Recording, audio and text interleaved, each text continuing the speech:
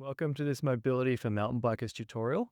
I'm here with Alex Ackerley here in Squamish. Hey guys. Go-to mountain bike strength coach. And he's going to walk us through some of his favorite mobility for mountain bikers exercises today. Perfect for stiff, immobile mountain bikers just like me. Probably you if you're watching this. Okay, over to you, Alex. Yeah, so Jake and I were riding last week and, just kind of chit-chatting on the way up, and Jake mentioned he's still feeling a little bit stiff in his back. He had a bit of a back injury last year, so we've been working around that. But what we want to cover off today is less about specifics and more about the general pitfalls that bikers are going to fall into. So what I want to do to begin with is just get Jake on the bike, and we'll cover off the common posture that we'll see while riders are in the saddle. Then we'll take each piece and we'll break down how to address that and keep you guys moving well with a joint-by-joint approach, and we'll give it really simple advice, some basic exercises that we can all do with minimal equipment, and just a few minutes per week. Amazing. So this why we're about to go through really helped me understand and help, I guess, motivate me to actually do the exercises. So I recommend watching this through at least once. If you've already watched this video and you're coming back just to practice the exercises again, feel free just to use the chapter markers to skip through to the exercises. Sick. All right, sweet. So just get pedaling for us. Imagine the camera's not there. Imagine maybe you're a little bit tired, and don't be afraid to exaggerate some of the poorer posture that you might expect to see from some bikers, right? So a little bit side since it's perfect. So as we know, biking, mountain biking especially, super fun, awesome for the body, low impact, pretty friendly for the most part, great for our heart and lungs. However, posturally, there's some pitfalls that we need to look out for. We are sitting down, and that's a common posture throughout most of our lives that's not necessarily positive and has known outcomes that we don't really like for people, right? So we think bad backs, we think glutes that don't activate, weak cores, poor posture, head position.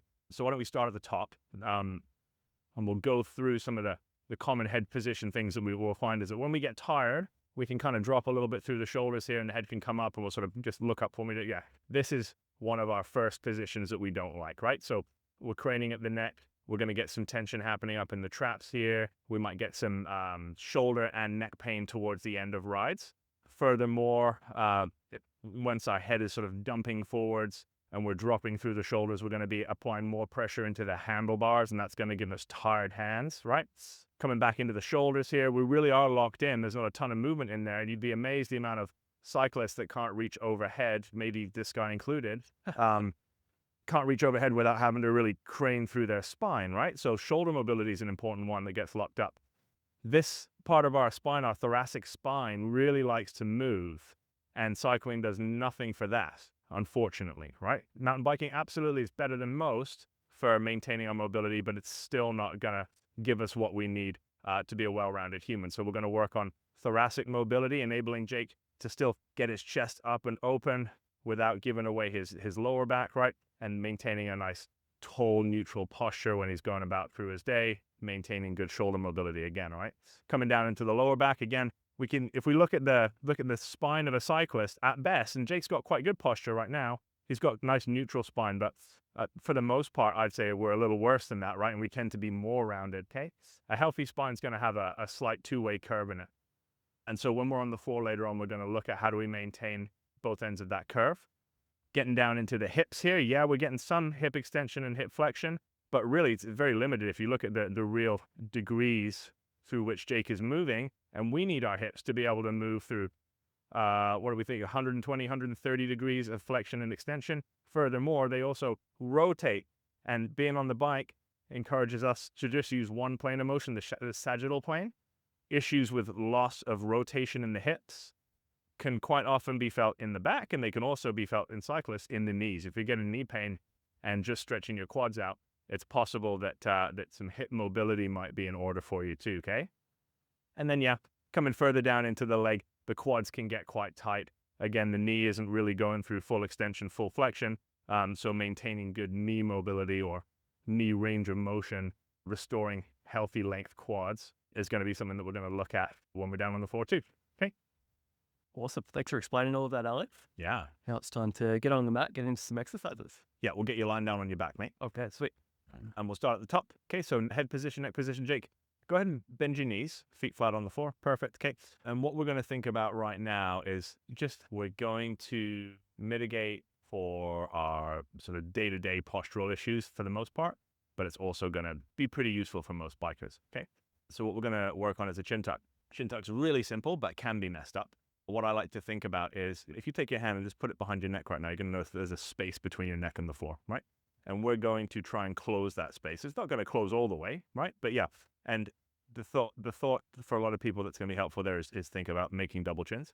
When we think about the back of the spine, what we're actually going to be doing is lifting the crown of the head and dropping the chin. So the back of the head will slide up the wall. Chin will come down. We're always in contact with the floor, and we're going to be closing that space. We might not get flat against the floor, but we're just going to feel a bit of a squeeze through the front of our deep neck flexors there, and we're going to feel some stretch in the upper traps, all right? Then you're going to relax. Yeah. And we're just going to go gently modulating in and out of that movement for about 10 reps, okay? Shouldn't be too, we shouldn't be straining too hard with it, okay? But what we're doing here is actually helping to strengthen muscles that are going to stabilize us on the bike, all right? And they're bringing us back into a position of having options. I like so much about riding the bike is about being in you know, a good, strong position so that we can move forwards and backwards and up and down, right? Well, our head, if we're all the way up here and all the way up here, we don't really have a lot of places that we can go. However, if we're in a nice neutral head position, then we can move up and down and forwards and backwards. And that helps us to stay steadier through chunky stuff on the bike when then maybe we're not riding as smoothly as we should, okay? So head position, number one. Okay, number two is we're going to start to move down the chain, down your spine specifically, and we're going to look at your thoracic spine. So I'm going to pop a foam roller right here, and you're going to lie down on, and we're thinking the base of the shoulder blades. Bra strap height is a good landmark, right? But where your shoulder blades stop and it becomes mid-back, okay? From that position, you're then going to go take your hands behind your head. You're going to bring your elbows towards each other, and that's going to separate the shoulder blades and expose the ribs and the spine to the roller a little bit. Now, if you were to just sort of blindly go into this one and just start moving backwards and forwards, what's likely to happen is that you're going to start flexing and extending through your lower back, right down here. We want to isolate that area. So before you move, I want you to think about pushing that lower back down into the floor. Good. Now we're going to lock that in to engage your abs. And we're going to now sort of not get as much movement, but we're going to be getting the movement where we want it, okay? And so my thought, what I like to tell people is we're trying to point the elbows behind you and then come back to neutral, okay? Again, go for about 10 reps. How's that feel? Very good. Yeah. This has been one of my favorites. That's your sensitive spot, right? Yep. With last year's injury. But it's getting better. It works. Beautiful. In terms of breathing, right, there's a big relationship between this part of our body and our breath. So as we go back, let's think about exhale to go back. And what that's going to do is help our diaphragm to descend and just maintain stability there, right? We don't really want to associate opening up the rib cage with relaxing everything in the core, because what we see when people give up their good, strong posture is rib cage will pop, all right? And that means that we've got some disconnect in the core, right? So I think exhale as we go back with the elbows. Inhale again to fill back up with air as we come back down this way. Go for a couple more there.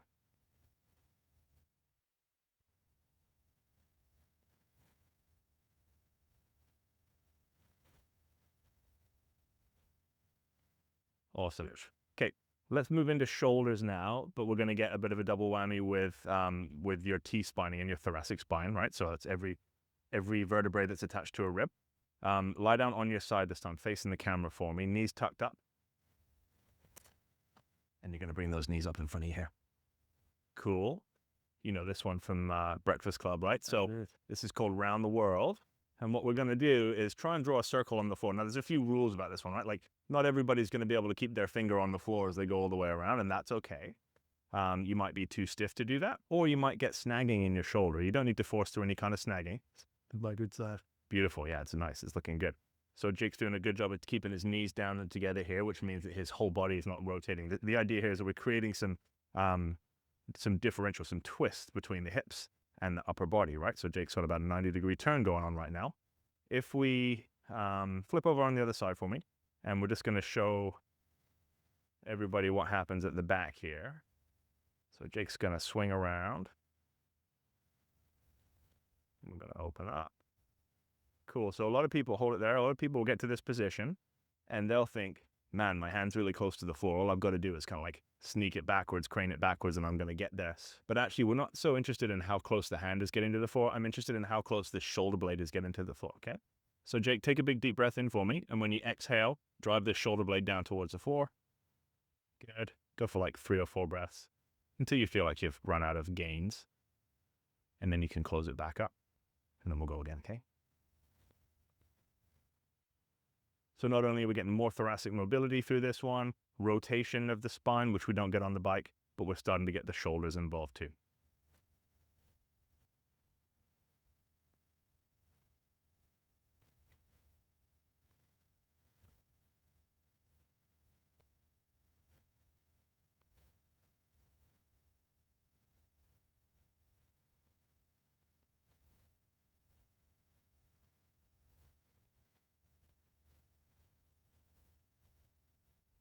Okay.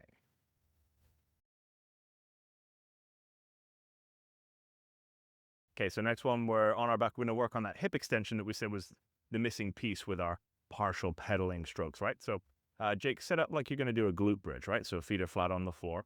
A typical glute bridge would just be popping the hips up, sinking them down to the ground again.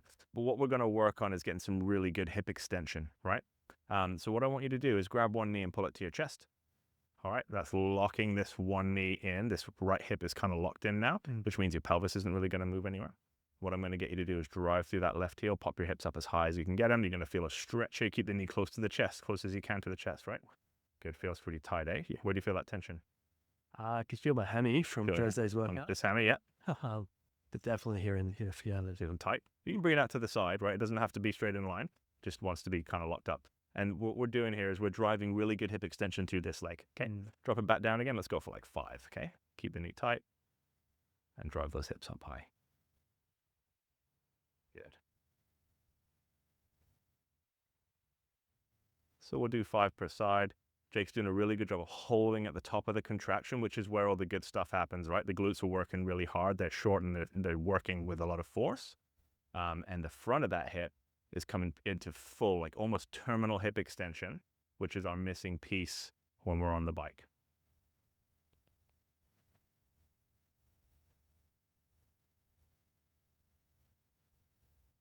Yeah.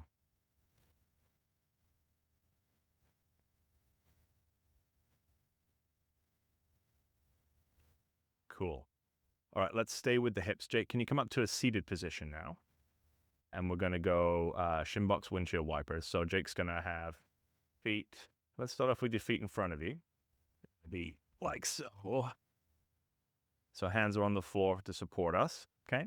We're going to have width in between the feet because we need space for both knees to touch the floor. With hands supporting you, we're going to push both knees over to one side. We can follow and the hand can come around, and we want to try and get both knees down to the ground. Okay. Explore how that feels, and then we're going to take them back up and over the other way. And what we can do here is we can give less and less support from our hands, right? And we may end up going full unsupported there. But we're exploring this position because we're into internal rotation through this hip right now, external rotation through this hip. And these are both important missing parts of spending time on the bike, right? We can really explore a lot about this position. We can get into glute stretches. We can work on internal rotation strength from the hips. But just exploring this position and sitting on the floor, anybody who's got little kids and hates it when they want to play on the floor with them, this is a really good exercise to practice if you're trying to convince yourself to get down on the floor. Get down on the floor, get into your shin box position, and play around with that, okay? Amazing. That one feels really good after this morning's ride. It sure does, yeah. Yeah, I was sitting cross-legged at the trampoline gym just a second ago with my kid. That's right. And that felt really nice too, right? So even just sitting back up against the wall, opening up your hips, okay? Next one we'll get into is a couch stretch. Okay, great. Get our couch. Or a bench. All right, so how's your comfort level with this one? Good. Yeah. Yeah. Yeah, I like this one. Do it at home as well. Do you want a cushion for your knee? No. Yeah, you good? Okay. All right, so what we're going to do here is going to look like a little bit of a hip flexor stretch, and it's also going to look like a quad stretch at the same time. Jake's going to take one foot, put it behind him on the bench, and he's going to drop that left knee down to the floor. Bring your right foot forward so that you can get it planted. Cool. All right. And so what Jake again has here is full hip extension. All right. And that muscle that lives at the front of his thigh here, his quad, is fully lengthened. All right. So we're getting a nice end range knee flexion going on. So we're taking tension and hopefully relieving any tension that might be happening in the quadriceps tendon through the patella. If you're getting patellofemoral pain, this can be a nice one. So we're getting a nice stretch through here, but we're also getting good stretch through the hip flexor, which is our key one when it comes to back health too, right? So hold that guy for, I'd say 45 seconds to a minute. I'm a big fan of stretches where you can hang out, right? If you feel like you're here for 10 seconds and you're sweating bullets, it's probably too intense. And all you've got to do is move your knee further forward away from that bench.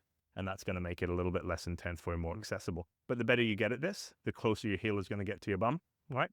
And then I'm also paying attention to this lower back position. You've got a nice neutral spine right now. If it was too much, then we might see that Jake's back was arched, okay? Right. And that would be kind of cheating his way into the stretch. Do you want to change sides? Yeah, let's tip the other side.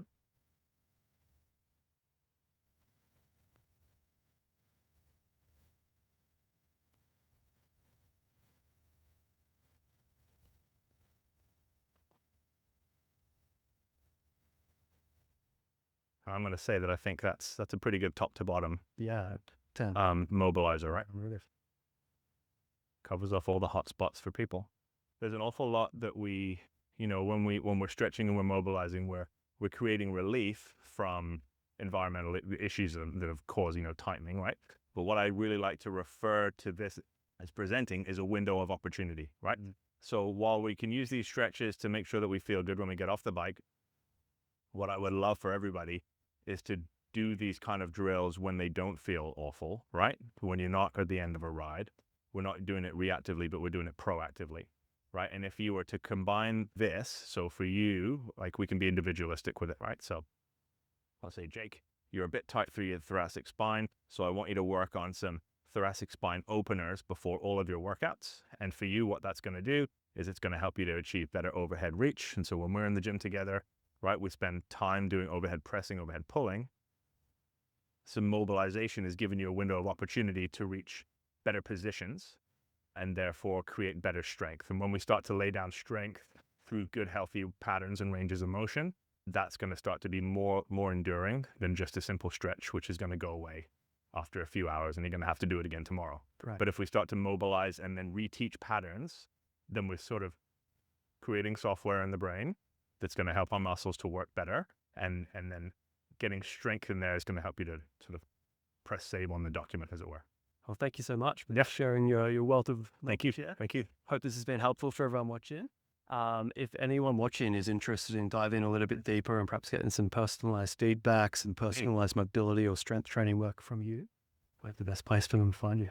Yeah, so MTBstrengthcoach.ca is my website.